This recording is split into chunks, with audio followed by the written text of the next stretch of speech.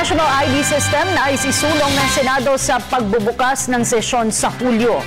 Mga priority bills kabilang panukalang Bangsamoro Basic Law, inaasahang maipapasa sa pagbubukas ng 3rd regular session ng 16th Congress. Si Jade Miguel sa detalye.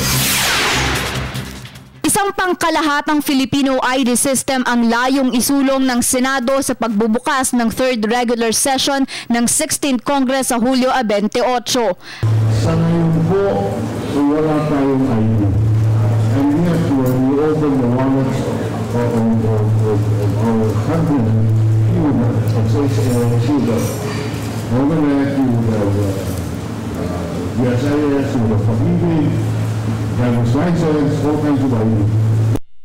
Have a consolidated ID system.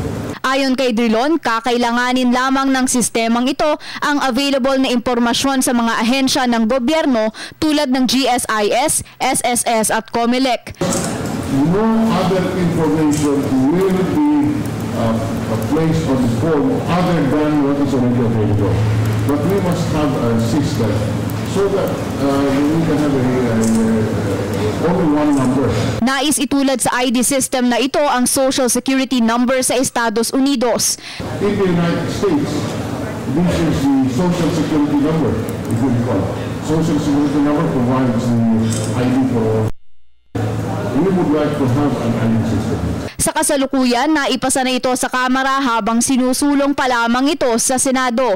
Samantala, kabilang naman sa mga priority bills ng Senado sa pagbubukas sesyon nito ang mga panukalang patungkol sa tax incentive management, pagkakaroon ng Department of Information and Communications Technology, Customs and Tariff Modernization Act, rationalization of fiscal incentives at ang kontrobersyal na Bangsamoro Basic Law.